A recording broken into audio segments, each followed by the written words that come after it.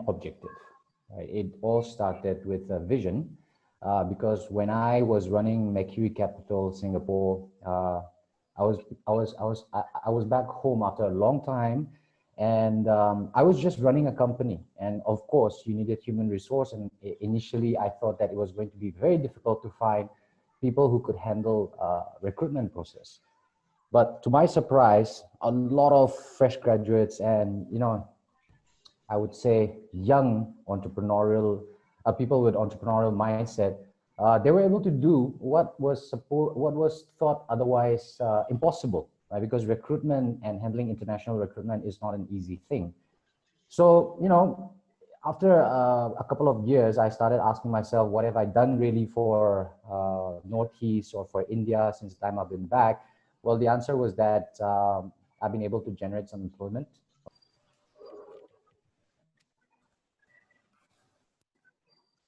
Better? Yeah. Okay, fine. Oh, no wonder I was actually saying something to you and then you were not responding. I was thinking, Okay. okay, So fine. sorry about that. No problem. So we are live on Facebook and we are good to go. Fine. Okay. Okay. So hello everyone and welcome to yet another episode of Humans of Mitti Ke Rang Northeast Talk Series.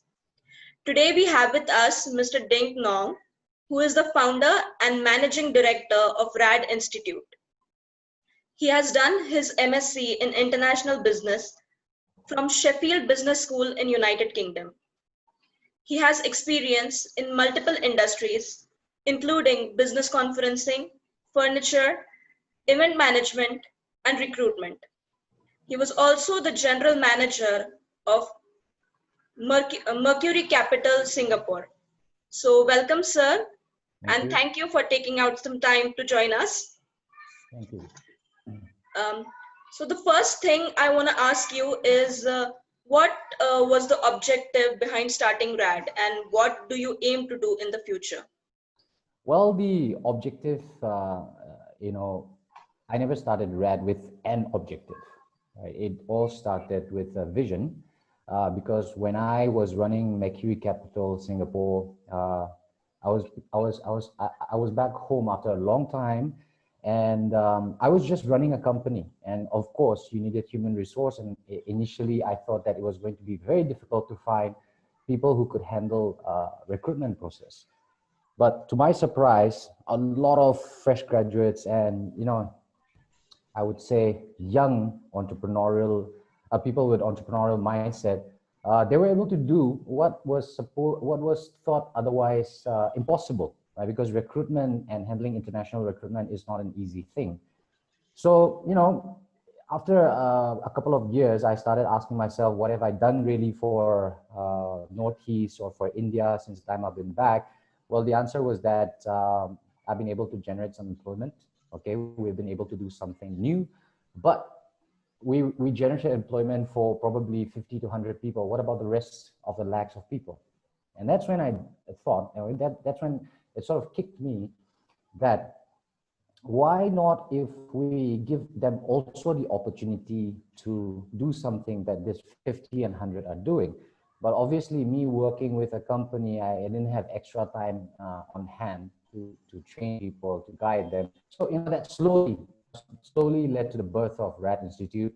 As, in terms of the end goal and the vision of RAD Institute, if we could just make 5% change, positive change to the education system in terms of, maybe a little bit more career oriented, from that perspective, if we could contribute 5% change in the next 3 to 5 years, that will be more enough. And beyond that, I haven't thought about it really.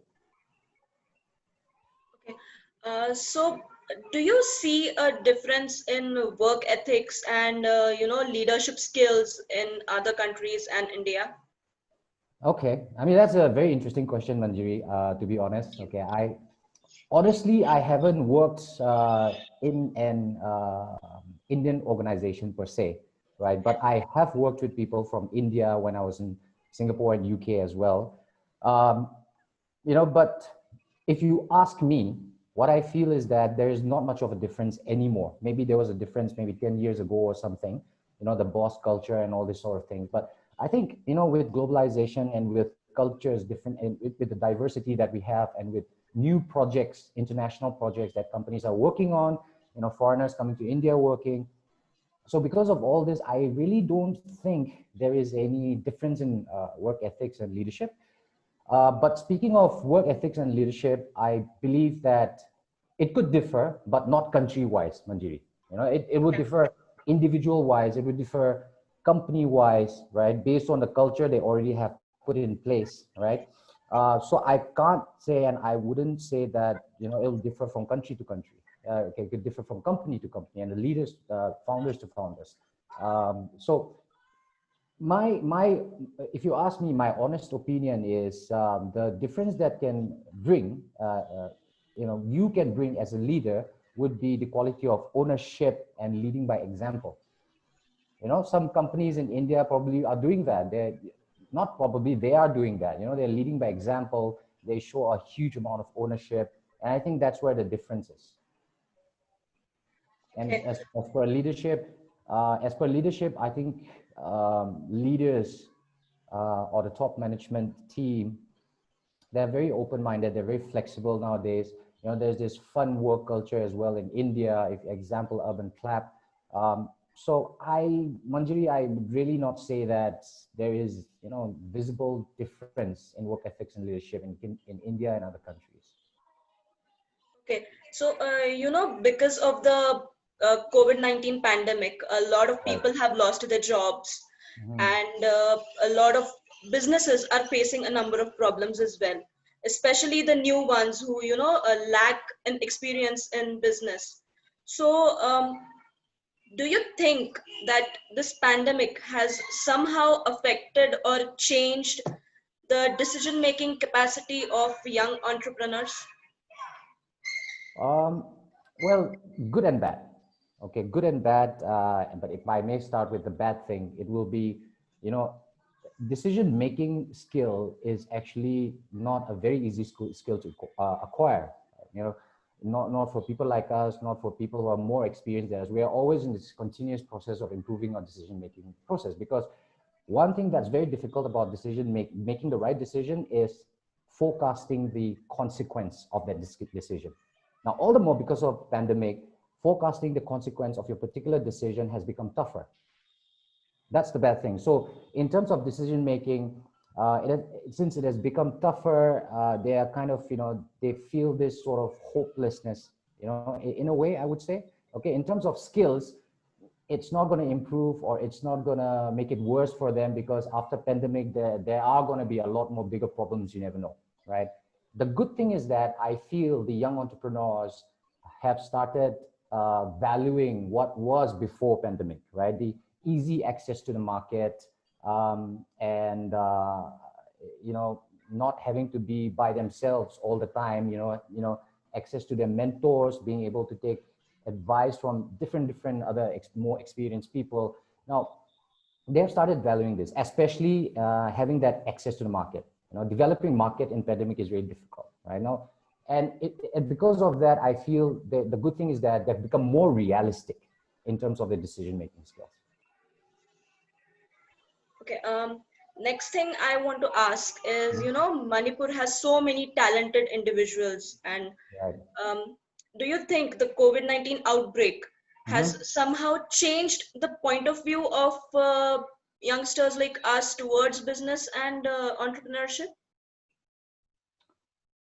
Again, there's a, definitely there is, it has impacted, youngsters and the new age entrepreneurs.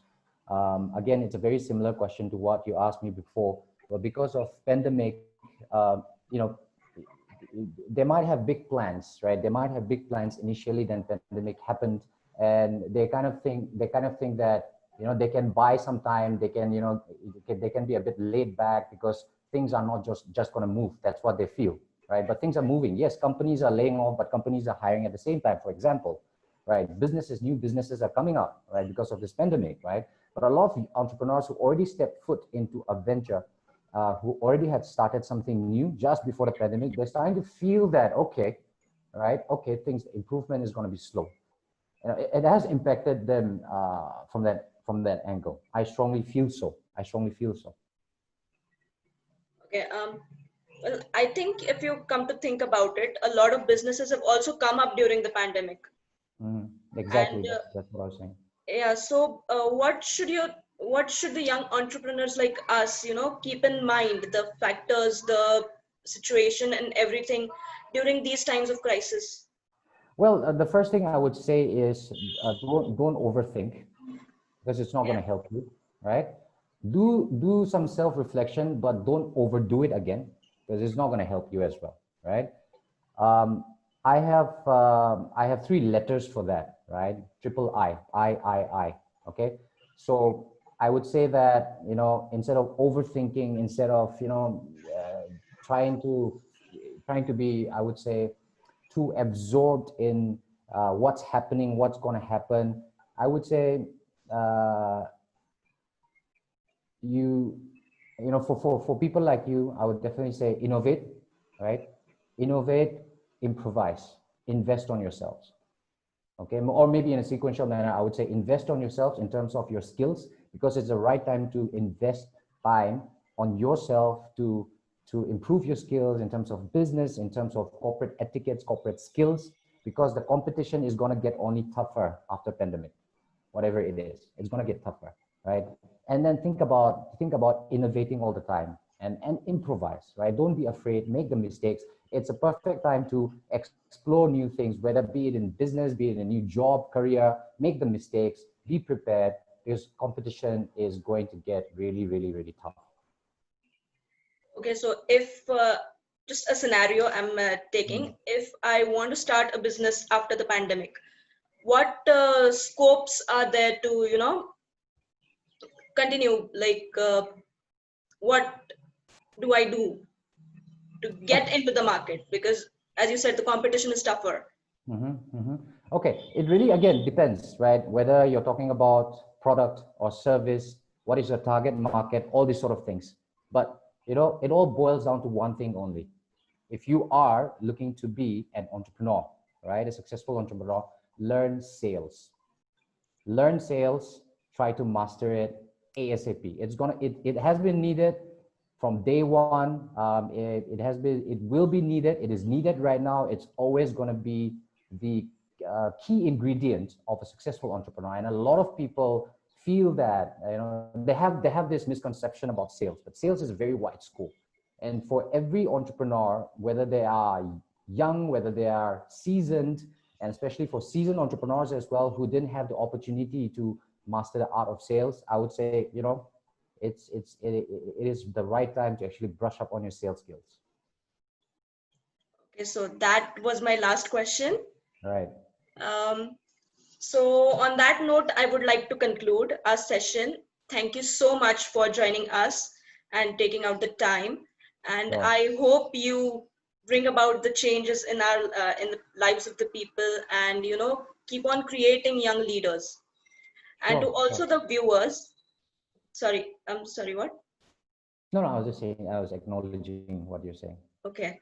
Mhm. And to also the viewers, stay tuned, stay safe. We'll be right back with more such podcast. Thank you. Thank you. Thank you. Bye bye. Thank you so much, sir. Thank you, Manjiri. Thank you. Okay. Good night.